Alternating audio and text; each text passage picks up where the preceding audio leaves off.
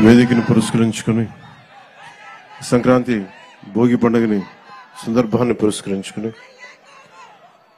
అమరావతి మన రాజధాని, ఆంధ్రప్రదేశ్ రాజధాని, ఇక్కడి నుంచి రాష్ట్ర మన ప్రజలందరికీ సంక్రాంతి శుభాకాంక్షలు.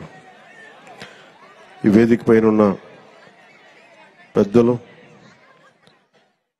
మాజీ ముఖ్యమంత్రి, ప్రస్తుత ప్రతిపక్ష నాయకులు శ్రీ నారా చంద్రబాబు నాయుడు గారికి మనస్ఫూర్తిగా నా హృదయపూర్వక నమస్కారాలు. ఈ వేదిక పైన ఉన్న తెలుగుదేశం నాయకులకి, పెద్దలకి, జనసేన నాయకులకి, ప్రతి ఒక్కరికి పేరు పేరున హృదయపూర్వక నమస్కారాలు, సంక్రాంతి శుభాకాంక్షలు. ముఖ్యంగా ఇక్కడికి వచ్చిన అమరావతికి రాజధాని కోసం, 5 కోట్ల ప్రజల రాజధాని కోసం 33,000 ఎకరాలు ఇచ్చిన ఇక్కడికి వచ్చిన రైతు కుటుంబాలకి, రైతులకి, ప్రతి ఒక్కరికి మనస్ఫూర్తిగా మీ అందరికీ నిజమైన సంక్రాంతి శుభాకాంక్షలు. గత 4 సంవత్సరాలుగా ఈ రాష్ట్రానికి పీడ పట్టింది. ఆ పీడ తొలగిపోయే టైం అయింది. ఆ కీడుని, ఆ పీడని ఈ రోజున భోగి మంటల్లో కాల్చేసాం. ఈరోజు నాకు మీ కష్టాలు తెలుసు. ఆ రోజున మన పార్టీ ఆఫీసుకు కూడా మీరు వచ్చి మీ మీద దాడి జరిగి చాలా అనుచితంగా, దారుణంగా మిమ్మల్ని లాఠీలతో కొట్టి రైతాంగాన్ని చాలా చాలా బాధ గురి చేసి నాకు కలిచివేస్తుంది. ఈ రోజున తెలుగుదేశం కానీ జనసేన 2 కలిసి ఉన్నాయంటే మీ అందరి ఆవేదన, ఏడుపు ఆ రోజు నన్ను కలిచేసింది. మీ ఆకాంక్షల కోసం ఇందాక మాట్లాడుతూ ఉండగా తల్లి ఎకరం ఇచ్చానన్నా, నేను ఉన్న ఎకరం కూడా పోగొట్టుకుని ఆడబిడ్డలను పెంచుకుంటా ఉన్నానంటే ఆ ఆడబిడ్డకి, ఆ అక్కకి, ఆ చెల్లికి నేను మాటిస్తున్నాను, అమ్మ మేము ఉన్నాం, మీరు ఇచ్చిన ఈ త్యాగం మేము మర్చిపోం. మీకు ఏ ఉద్దేశంగా కోసం అయితే ఇచ్చారో ఆ ఉద్దేశం సంపూర్ణంగా నెరవేర్చేలాగా మేము కృషి చేస్తాం. బంగారు రాజధాని నిర్మించుకుందాం ఇక్కడ. అలాగే మనం ప్రతిసారి నేను ఒక్కటే కోరుకున్నా, ప్రతిసారి అదే సభాముఖంగా కూడా ఈ రోజున అదే మాట చెప్తా ఉన్నాను. ప్రతిసారి మీరు జై అమరావతి అన్నప్పుడల్లా ఒకటి గుర్తుపెట్టుకొని, మీరు ఆంధ్ర కోసం, మీరు 5 కోట్ల మంది ప్రజల కోసం మీరు ఈ రోజున రాజధాని ఇచ్చారు. జై అమరావతితో పాటు జై ఆంధ్ర నినాదాన్ని కూడా మీరు తీసుకెళ్లాల్సింది. ఎందుకంటే మీరు అన్నప్పుడల్లా మీరు ప్రజలకు తెలుస్తూ ఉంటుంది మీరు చేసిన త్యాగాలు. కేవలం జై అమరావతి, జై అమరావతి అంటే ప్రజలకి, 5 కోట్ల మంది ప్రజలకి అర్థం కావట్లా.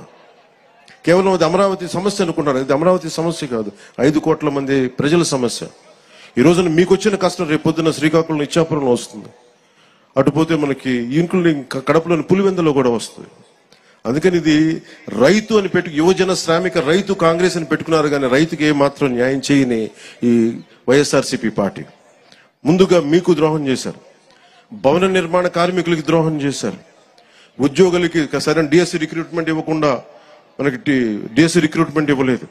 కానిస్టేబుల్స్కి కనీసం సరైన ఉద్యోగ అవకాశాలు లేవు. ఏ విధంగా చూసినా ఉపాధి అవకాశాలు లేవు. వీటన్నిటినీ కలిచివేసింది.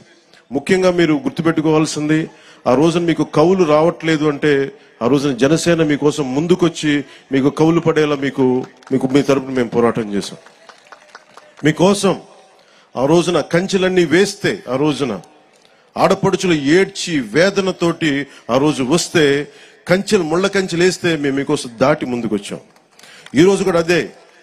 ఏదైతే తెలుగుదేశం జనసేన కలవకూడదు, విడిపోయే పోటీ చేయాలి, విడిపోయే పోటీ చేసి ఇంకొకసారి వైఎస్ఆర్సీపీ వస్తే, ఇంకొకసారి కనుక వైఎస్ఆర్సీపీ పార్టీ ఆంధ్రప్రదేశ్కి వస్తే ఇంక మనం మర్చిపోవచ్చు దీని భవిష్యత్తు. చీకటి భవిష్యత్తు ఇది.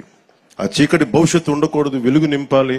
అందుకని ఈ భోగి రోజున మనం జనసేన తెలుగుదేశంతో కలిసి ఒక సుస్థిరమైన ప్రభుత్వం స్థాపించాలి, మీకు బంగారు భవిష్యత్తు ఇవ్వాలని మనస్ఫూర్తిగా నేను మీ అందరికీ తెలియజేసుకుంటా ఉన్నాను.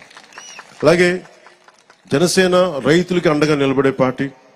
ముఖ్యంగా కౌలు రైతులకి మేము స్వయంగా పార్టీ తరపు నుంచి ఇంతమందికి మేము స్వయాన ₹1,00,000 చొప్పున అందరికీ అందజేశాం.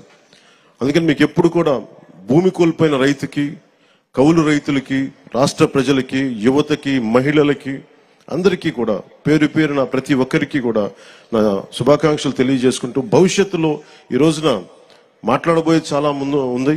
అందుకని ప్రత్యేకించి మీ అందరికీ శుభాకాంక్షలు తెలియజేసుకుంటూ, అలాగే అమరావతి వేదిక నుంచి కూడా మన తెలంగాణ ప్రజలందరికీ కూడా నేను సంక్రాంతి శుభాకాంక్షలు తెలియజేసుకుంటా ఉన్నా.